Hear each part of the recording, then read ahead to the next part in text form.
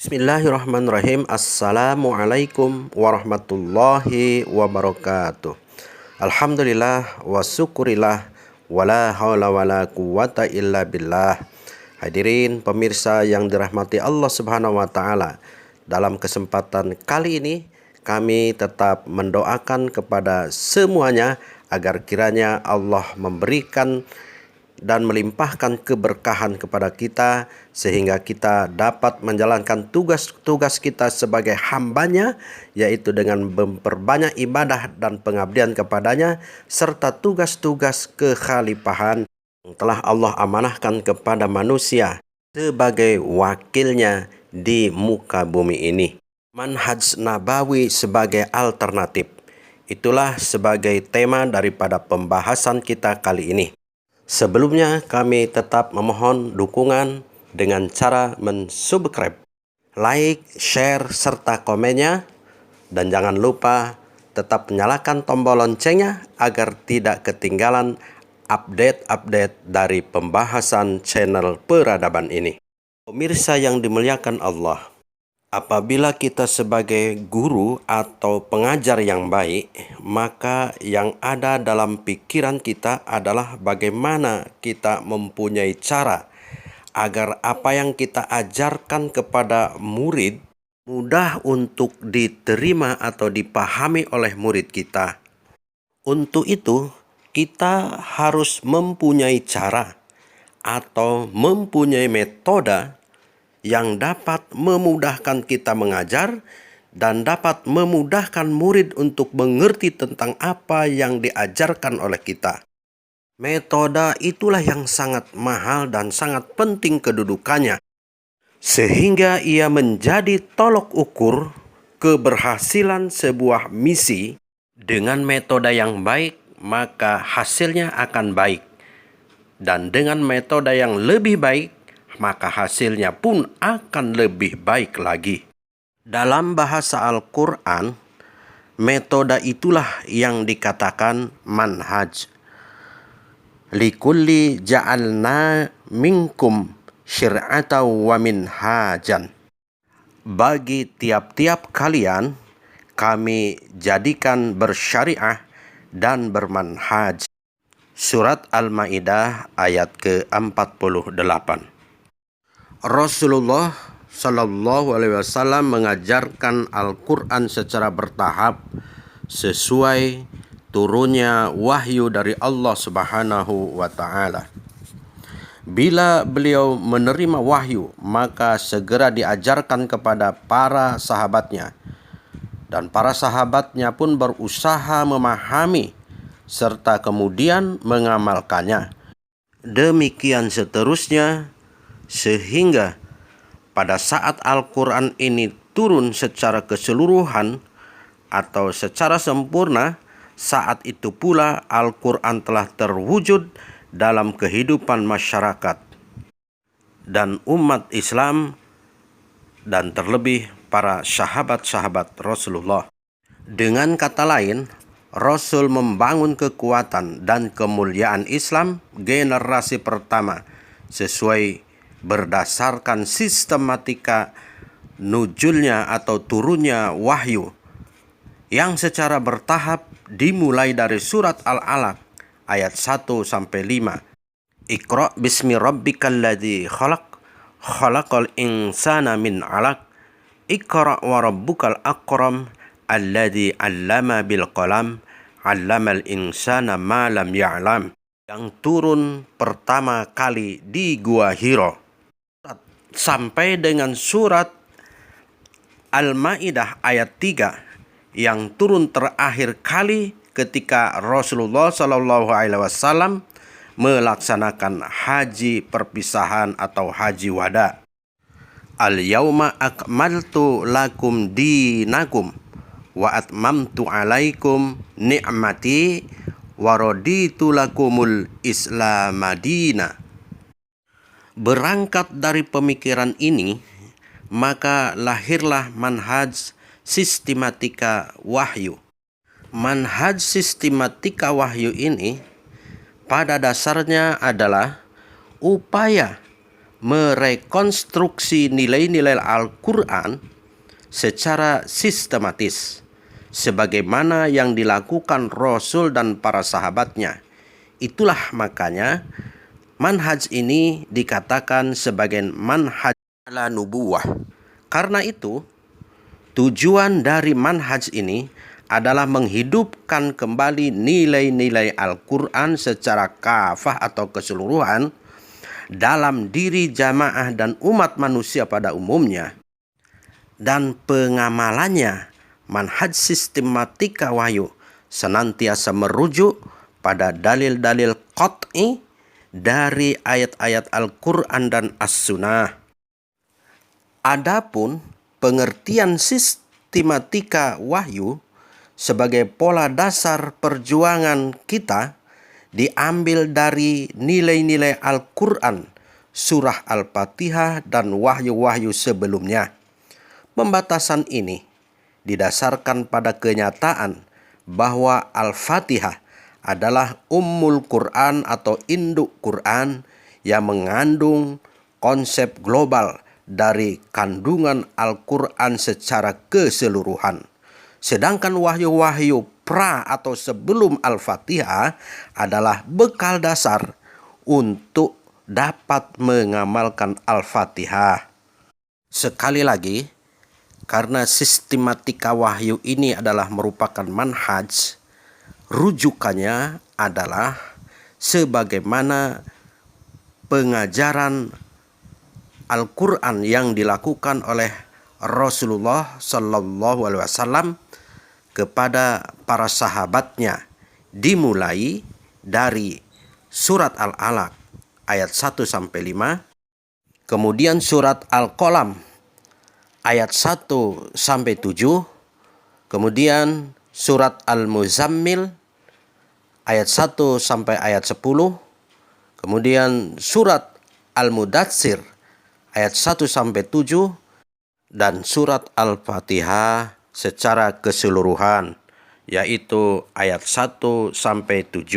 Maka dengan asumsi di atas, maka dengan turunnya surat Al-Alaq hingga surat Al-Fatihah telah memberikan landasan yang kuat tentang akidah seorang muslim, selanjutnya menunjukkan visi serta misi yang jelas akan makna hidup seorang muslim. Demikian pula dengan wujud aplikasinya dalam kehidupan sosial masyarakat.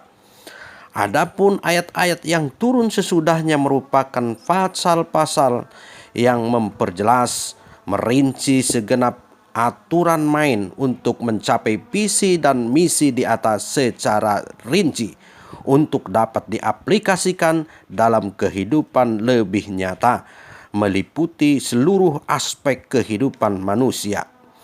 Allah, Tuhan yang Maha Bijaksana, tahu apa yang terbaik bagi hambanya. Ia juga Maha mengetahui apa yang paling penting serta paling mendasar bagi pembinaan keimanan manusia. Diturunkannya Al-Quran ayat demi ayat sesuai dengan kebijaksanaannya.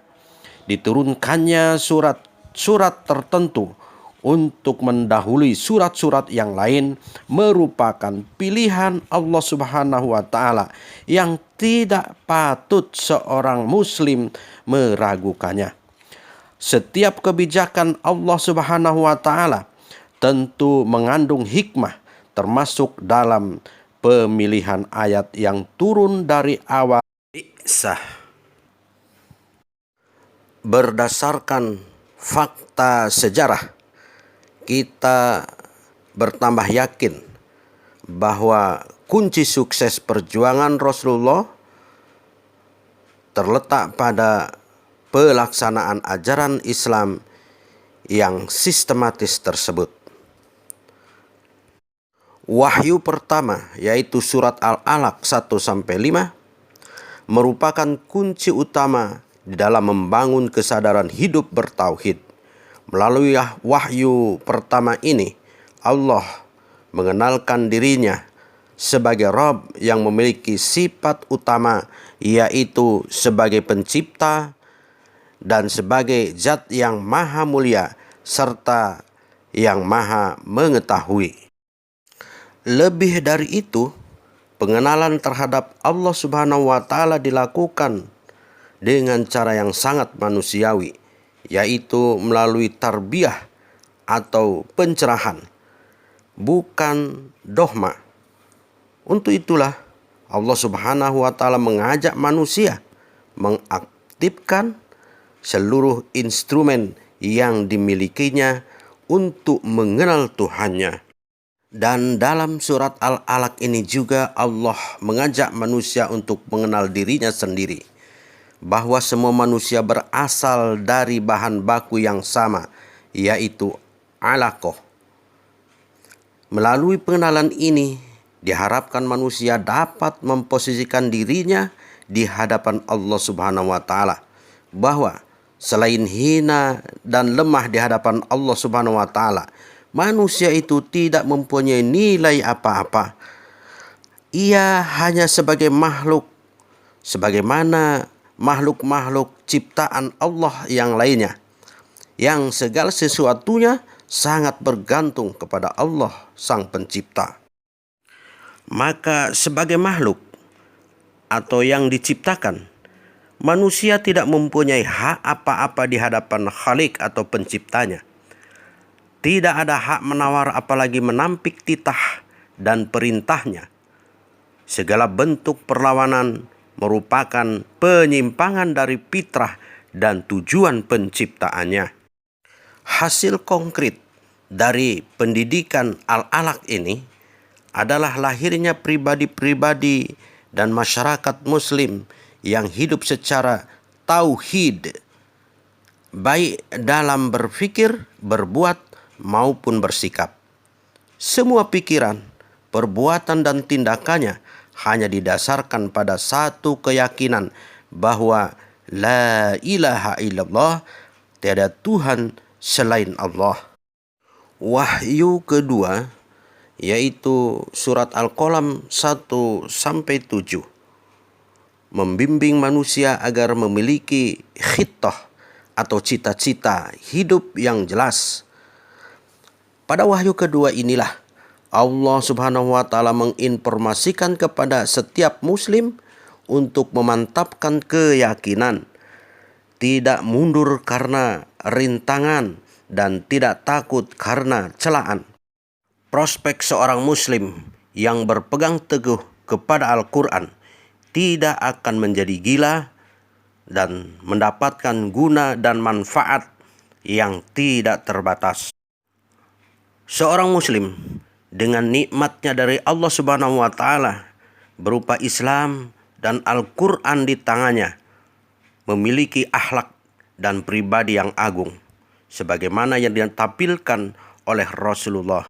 Wahyu ketiga, yaitu surat Al-Muzammil ayat 1-10, lebih merupakan pembekalan mental yang harus disiapkan setiap penegak-penegak peradaban Islam untuk menghadapi segala situasi.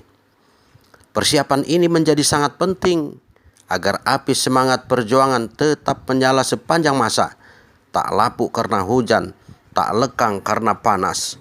Istiqomah dalam berjuang, baik pada saat sempit maupun lapang.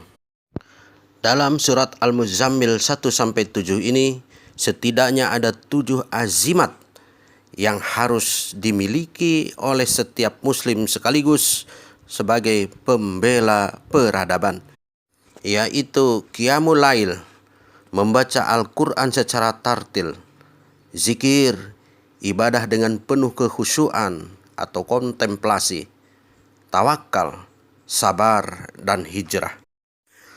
Wahyu keempat, yaitu surat Al-Mudatsir ayat 1-7 yang menyusul berikutnya berisi perintah untuk mendakwahkan Islam atau turun ke gelanggang untuk berdakwah. Kehebatan Islam tidak boleh hanya dinikmati secara pribadi, tetapi harus didakwahkan kepada masyarakat secara luas. Kekuatan akidah yang telah tertanam dari Al-Quran, kekuatan cita-cita yang diperoleh dari Al-Qalam, kekuatan ruhiyah yang disadap dari pelaksanaan Al-Muzammil tidak akan banyak berarti tanpa tampil mengambil peran mendakwahkan dan memperjuangkan dinul Islam. Maka dalam wahyu keempat ini Allah Subhanahu wa taala memerintahkan agar seorang mukmin tampil ke gelanggang, memberikan peringatan kepada manusia menggunakan asma Allah dalam ucapan maupun karya nyata, mensucikan dari lingkungan sekitar dari perbuatan maksiat, meninggalkan segala perbuatan dosa, tidak memberi dengan bermaksud memperoleh imbalan yang lebih banyak, dan bersabar atas ketetapan ilahiyah. Dan wahyu kelima yaitu surat Al-Fatihah secara keseluruhan yang datang kemudian merupakan informasi utuh yang menggambarkan satu kesatuan ajaran Islam, unity of Islam. Klise tentang ajaran Islam secara kafah itu dapat ditemukan di dalam kandungan surat Al-Fatihah ini. Padanya terdapat nilai-nilai dasar yaitu tauhid, baik itu tauhid rububiyah, uluhiyah, mulkiyah maupun asma wa sifat. Terdapat pula bab tentang ibadah dan doa, penunjuk tentang jalan lurus dan jalan yang sesat, dan sebagainya. Manhaj sistematika wahyu adalah pola dasar perjuangan yang bersifat ijtihadi untuk merekonstruksi nilai-nilai Al-Quran secara sistematis berdasarkan rangkaian 5 surat pertama yang diturunkan kepada Rasulullah dan dipahami memiliki kerangka filosofis, ideologis, serta operasional dengan tujuan menghidupkan nilai-nilai Al-Quran secara kafah dalam diri manusia guna melaksanakan dan membangun peradaban. Oleh karena itu, sistematika wahyu merupakan landasan yang ideal yang mengandung paradigma dalam membangun peradaban Islam. Namun, begitupun sistematika wahyu tetaplah sebagai produk ijtihad manusiawi yang dapat diperbaiki dan diperbaharui serta dikembangkan secara terus-menerus guna mencapai kesempurnaan. Wallahu a'lam bishawab. Assalamualaikum warahmatullahi wabarakatuh.